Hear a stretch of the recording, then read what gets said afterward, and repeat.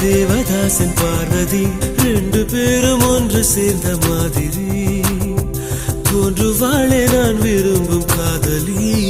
அவளது அழகெல்லாம் எழுதிட ஒரு பாஷை இல்லையே. அவளை நான் அடைந்த பின் உயிரின் மேல் ஒரு ஆசை இல்லையே. பூவாடை கொண்டாடும் தாய் பூமியை பார்த்து சந்தோஷம் கொண்டாடும் என் காதலை பார்த்து கொண்டாட்டம் கொண்டாட்டமே.